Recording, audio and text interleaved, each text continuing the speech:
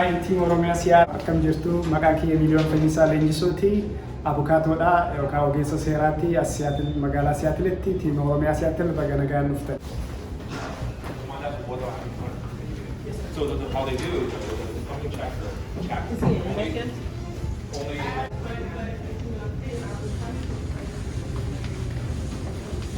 Biiroon kiyya bakka kana iddoo kana ol seenna.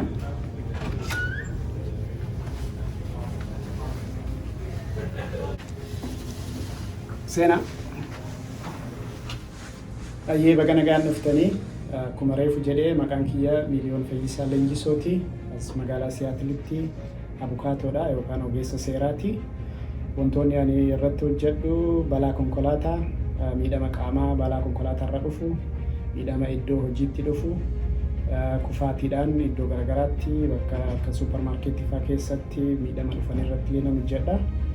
Dabalataanii keezota immigireeshinii kan akka viizaa, assaayilamii, deportation proceeding, adjustment of status fi kan kana fakkaatanis nan hojjedha.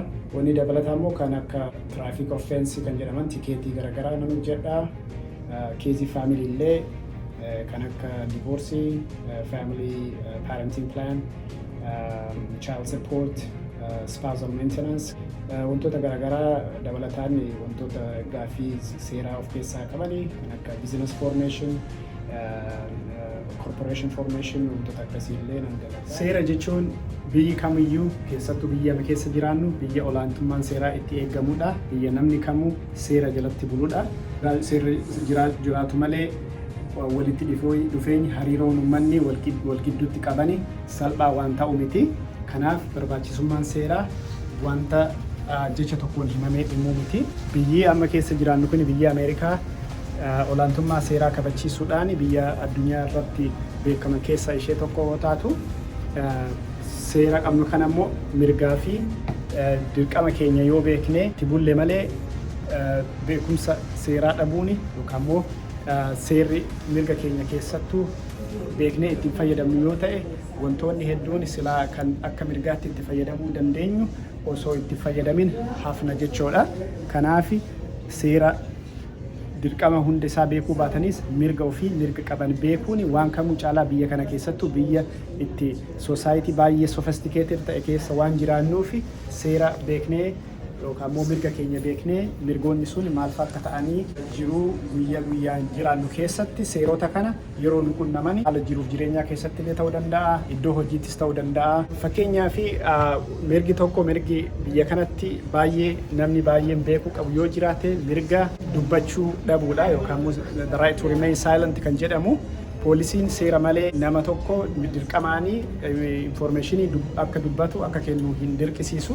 Kanaaf the right to remain silent kan jedhamu seera kana mirga callisuu fayyadamuudhaan poolisoonni yeroo nu dhaaban yookaan immoo haala garaagaraatiin nu dirqisiisuuf yeroo yaalan mirga san tuquudhaan dubbachuu hin barbaadu yoo jedhame nama dirqisiisuu hin danda'ani. Konstituushinii biyya kana jalaa irrattis heera biyya kanaa irratti kan fudhatama guddaa qabuu fi kan kabachiifamudha. Wanti garagaraa immoo fakkeenyaaf biyya kanatti ejensiin garagaraa, ejensiin mootummaa kan federaalaa ta'ee kan isteetaa yeroo garagaraatti nootisiin namaa dhufuu danda'a. Yeroo kana namoonni hedduun nootisii yeroo dhufuuf rifatuu fi mirga isaanii wallaalurraa kan ka'e waan sanii waan silaa osoo seera ogeessa seeraa wajjin osoo mari'atanii wanta mirga isaanii ittiin kabachiisatanii argachuu danda'anirraa wantoonni hedduun jala hafuu danda'a. Fakkeenyaaf IRS'n namni tokko yoo gibira hin kafalle yookaan waa'ee gibira irratti nootisiitti ergeeti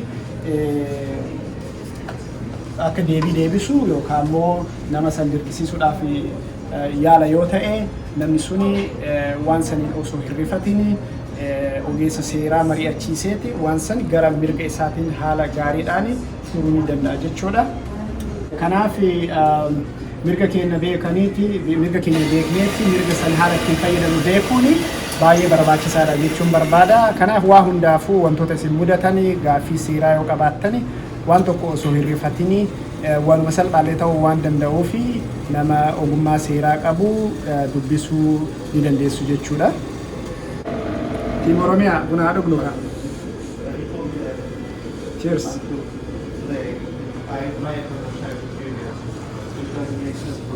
Wanti biraa immoo balaan konkolaataa akkuma beekamu Siyaatil illee biyya magaalaa hedduu rooba qabdudha. Yeroo baay'ee aksidentiin nu mudatuu danda'a. Yeroo nu mudatee waan tokko osoo hin rifatiin aksidentiin of course yeroo ga'u xiqqoo qaamni namaa hirrifata. Wanta godhanillee xiqqoo konfiyuuzii nama godhuu danda'a. Garuu tasgabbaa'aniiti sa'aatii sanitti namoonni biyya kanaa keessattuu kan waa'ee seeraa namoonni biyya kanaa faranjiillee ta'ee warri gurraacha muuxannoo waan beekanii fi dafaniiti namni bakka sanii deemuudhaaf jedhanii nama jarjarsu information osoo namaan kennin faa waan kana bilbilaan fidhaa bilbilaan wajjin mari'annee xumurrafaa jedhaniiti namarraa deemuu barbaadu garuu akkasitti ta'uu hin qabu.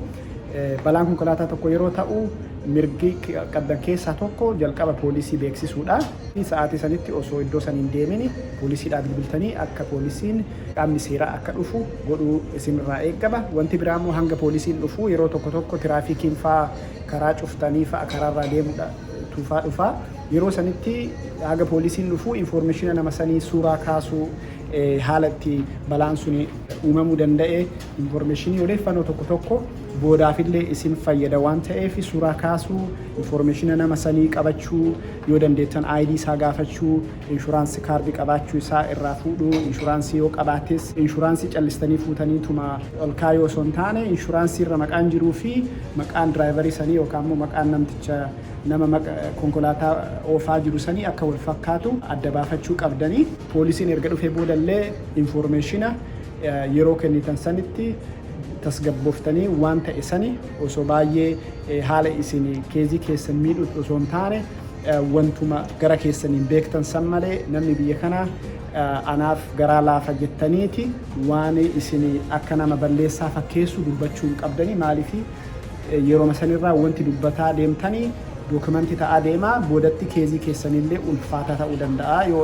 kanaaf odeeffannoon kennitanii baay'ee gabaabaa waan ifa ta'e qofa kennaati waan isinirraa eegamu qofa sa'aatii sanitti wanti dubbattan waan isin abbaa balleessaa godhu ta'uu hin qabu dhiifama jechuun qabdanii maaliif dhiifama jechuun suni boodatti keezii keessanii fi gaarii ta'uu dhabuu danda'a. Dhimmoota biraallee fakkeenyaaf dhimma yakkaa yoo ta'e nama yoo loltanii fi rakkina garaagaraa keessa yeroo galtan yeroo hunda waan dubbattanii gara seeraatiin wanti sa'aatii sanitti dubbattanii yeroo sanitti dubbattanii boodarra dhufeeti keezii keessan irratti dhiibbaa guddaa waan uumuuf haga danda'ameen tasgabbooftanii waan dubbattan san waan isin balleessaa nama balleessaa fakkeessu sanirra of eeguu qabdanii jedheetiin dhaamsa dabarsa. Ani biyyatti akkuma iskuulii xumureen barumsa seeraa Itoophiyaatti illee waggaa 5 xumureeti ogummaa seeraatti bobba'ee ture. Biyya kanallee barumsaaf hin dhufee carraa iskoolaarshiippii argadhee barumsa seeraatiin barumsa maastarsii barachuuf dhufee yuunivarsiitii Siyaatil keessatti argamu yuunivarsiitii of Waashingtanitti egaa maastarsii seeraa xumuree booda haala gaariidhaan xumureeti ogeessa seeraa ta'eera. Sadarkaa amma jiru kanarra gahuudhaaf bu'aa bahii hedduu keessa darbee fakkeenyaaf biyyattis biyyi kunillee biyya Ameerikaa bu'aa bahii hedduu qaba. Garuu isa keessa darbaniiti iddoo gahuu barbaadan tokko gahuudhaaf ciminaan hojjechuu nama gaafata. Kanaaf ijoollee Oromoo amma lafaa dhufanii kan haayiskuulis ta'ee kolleejii keessa jiraniif dhaamsi ani qabu yoo gara ogummaa seeraatiin galuuf fedhii qabaattanii barumsi ogummaan seeraa baachilarii tokko erga xumuranii booda giraajuweet leevilitti kennama. Kanaaf yaada akkasii fedhii akkasii ijoolleen qabanii fi wanti ani dhaamu yeroo barumsa baachilarii barattanii qabxii keessan qabxuu gaarii galmeessuuf yaalu barumsa keessan irratti sirriitti fookasii gochuudhaa fi ekstiraa kaarikulaar aktiviitii garaagaraa keessatti illee hirmaannaa godhuun mana barumsaa seeraa galuudhaa fi looskuulii galuudhaa fi baay'ee nama gargaara. Yoo fedhii keessan ta'ee wanni bakka yaadan gahuuf nama dhowwu tokkollee hin jiru. Sirriitti hojjechuudhaa fi kaayyoo qabaachuutu barbaachisa malee wanti wanta fedhan tokkorraa gahuu fi nama dhowwu hin jiru. Waan fakkeenyaaf biyyarraa Itoophiyaarraa baqadhee as dhufe garuu sadarkaa kanarra gahuudhaa fi chaalenjii hedduu qabaatus kaayyoo godhee wanta sadarkaa kanarra gahuu qaba jedhee waan muradhee ka'ee fi wanta qunnamee bu'aa bahii hunda almost abdii nama kutachiisuu irra nama geessus jiraatus kaayyoo san ilaalaa ta'uu qaba waan kana ta'uu qaba jedhaniiti yoo itti cimanii irratti hojjetanii ni ta'ama waan ta'eef ani muuxannoo kiyyarraa fakkeenya isinii ta'uu ni danda'a. Barattoonni amma kolleejii keessa jirtanii gaaffii yoo qabaattanii informationii haala barumsa seeraa yookaan hojii seeraa muuxannoo illee argachuu yoo barbaaddanii ofiisa kiyya dhuftanii carraa internshipii isiniif laatuudhaaf fedhiin qaba. So haala danda'ameen carraan argadhe kana uummanni ijoolleen biraallee akka argatanii haga humna kiyyaatiin yeroo qabutti riisoorsii qabuun kennuudhaaf fedhiin qaba.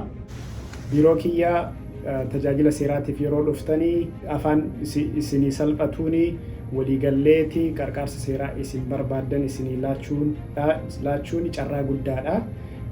Haala keessa jirtan aadaas bu'aa bayii keessa darbitanis anis parsanaalii ekspiriensii waan qabuuf waan hubadhuufis waan keessa jirtan waan kamuu caalaa waan hubadhuufi isin qarqaaruudhaaf qophiidha. Yeroo isin qarqaaru keessatti informationiin odeeffannoon isin naaf kennitanii kan iccitiidhaan qabamu waan ta'eef wanta barbaaddan san irratti qarqaarsa barbaaddan san irratti firii taatanii osoo hin sodaatinii naaf ibsitanii qarqaarsa isinii kennamuu qabu akka gaariin haala gammachiisaa ta'een isiniif laadha.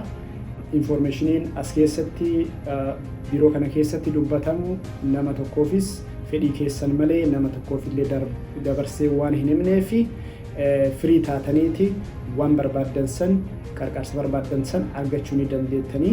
Marii ana wajjin gootan keessatti wantoonni kaastan yookaan immoo icciitiin isin mari'attanii seeraanillee waan na adabsiisuu fi nama biraatti fedhii keessan malee nama biraatti dabarsee himuudhaaf naaf hin ayyamamuu seerillee na dhoorka waan ta'eef firii taatanii ibsattanii qarqaarsa barbaachisaa argachuu ni dandeessu.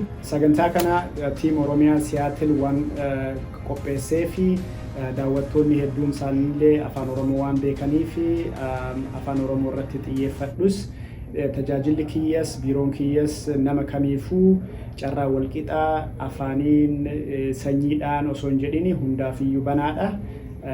Afaan Oromoo dabalatatti afaan Amaaraallee sirrittiin dubbadhaa, afaan Ingiliffaatiinis sarviisa ni kenna. Oromiyaa Siyaaroo galatoomaa baga dhuftanii na daawwattanii abaabollee baay'ee bareedaa naaf laattanii kennaa keessaniif baay'ee galatoomaa isiniin jechuu barbaada. Har'a waan baay'ee mari'annee waa'ee seeraa mirga keessan waa'ee seera biyya kanaa waa'ee tajaajila allee kennuu informationa isinii fayyada jedhee yaadee isinii viidiyoo kanarratti isinii kennuu yaaleera. Kanaaf ulfaadhaa gara yoo dhuftanii gaaffii kamiifiyyuu dhuftaniitii na ilaaluu ni dandeessu. Tiim Oromiyaa Siyaaroo nagaan baga dhuftanii nagaatti naa turaa.